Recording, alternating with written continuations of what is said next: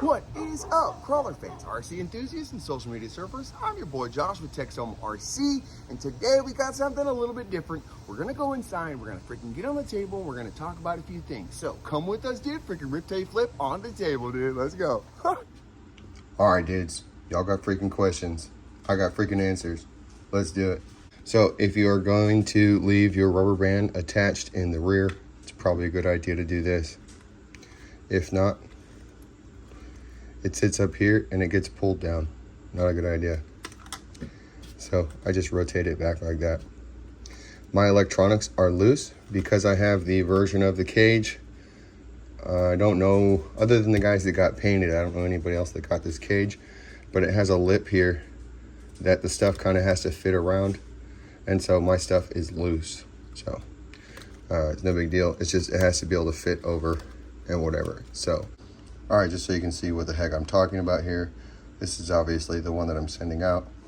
This is the one that I'm running. And you can just see there's just a little extra material right here that is in the way. So I clean that out, makes it way easier for taking the roof off. So there we go, pretty freaking sweet. All right, let's run over screws real quick. Basically everywhere, you're gonna wanna make sure on all your links and everything should be double shear for the most part. And you just wanna make sure that your screw is long enough to go in at least 2 millimeters into wherever it's going into. So if you can reach with a 12 millimeter, you definitely wanna use a 12 millimeter. So anyways, that's just one thing. Like these are 12 millimeter, those are 10 millimeter. This should be a 12 millimeter, while on this front one is a 10 millimeter. You can use a 10 millimeter on this front shock. I would use a 12 millimeter if you have it. So that's pretty much it. Just basically run as long a screw as you can. There may not be quite enough M12s. That's one of the things. Our screw kit came from what we were doing before, and I increased and went double shear and whatever, and we increased the number of M1.4 by 12s.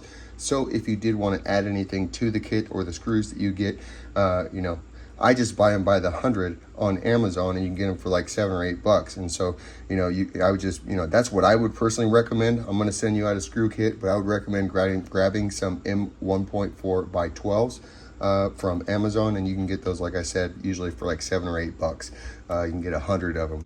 Watch that whenever you're buying screws on Amazon.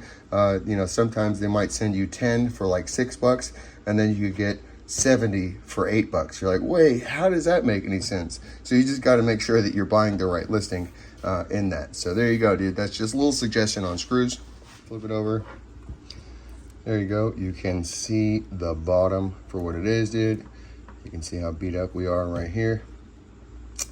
But this is how your links go. They are the same, whether you run them with these long ones or the short ones. They attach here, here, here, and here.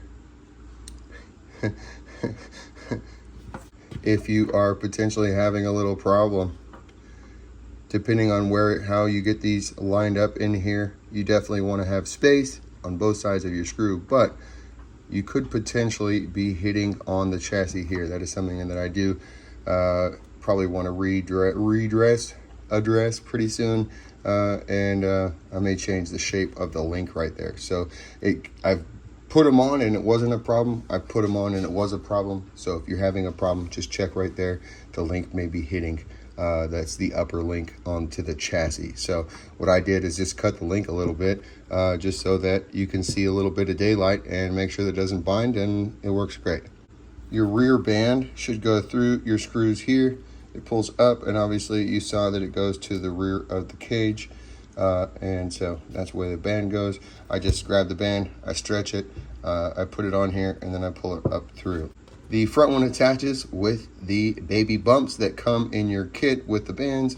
I just flip them around, and then also you're going to have to pull the screw out, put the band on there, tighten the screw. Same thing on the other side. You can, by adjusting the center slack, if it gets too loose, you can put more slack here, or you can also stretch this part out in between so that you have more slack in your band. Hey Josh, what the heck is this dropper bottle for? It's for doing your roof color like this. I will be doing a full paint demo on this, but just to talk about it real quick, to practice, I had a great idea to practice. You can fill this with water. Although the water kind of clings up and balls up a little bit more, you can kind of get the understanding of how it's going to work. It actually, a better test would probably be with milk, but you just put it in there and then you just kind of learn how it flows. You start something like here and then start squeezing and then work it toward the end. One thing that when you do have the paint and you shake it up or whatever, when you tip it over, there can be air bubbles in the tip. I usually, as I'm holding this, I usually hold this like this. I'll have a napkin or a towel in my hand so that as I turn it over, I give a little bit of squeeze, touch it on the towel, and then start hopefully with just a little paint, right? You definitely want your paint to be very thin. Having it too thick will make it be like the water, and it makes the bubbles too big to be able to work into the small cracks. So you want some sort of about like milk, really, is what you want your paint to be. If it sees through, then just do another coat. 2-3 coats sometimes is what it takes if your paint is see-through. So another quick thing on that, when I painted mine, what I did was lay down a primer coat, sand it, I did a color, and then actually coat that with lacquer, a finish, so that that's all sealed. And then I did the star, and then I sealed it again, and then I did the letters, and then whether you want to, you can seal it again or not. But the finish in between your base layer and the star makes it very helpful for when you make a mistake. You can come back and just wipe it off, your excess. It just wipes off with a little bit of water or a napkin or whatever. Just kind of wipe it off and you can make it look really clean. Super duper easy. And then the same thing again, you want to put a clear before you do your letters. That way it does the same thing. And so it actually is very easy. You obviously want to be careful, but any extra, you just wipe it down. So obviously you can see that I've been painting a lot. All right, real quick, shocks. I run 39mm shocks in the rear and 39mm shocks in the front for the long fronts. If you do run the short fronts, you are probably going to want to swap these out to a 32mm or a 43mm double barrel shock. But there are 32mm shocks out there with oil. It's probably still going to give you just enough dropout to be freaking awesome. But that's what I would recommend. So those are the two ways to run it. It's just the way that it goes. All right, bros, that's gonna freaking do it, dude. How to freaking pimp a Slayer in less than 10 minutes, bro. You can freaking do it. And you know what to do? Rip till you flip.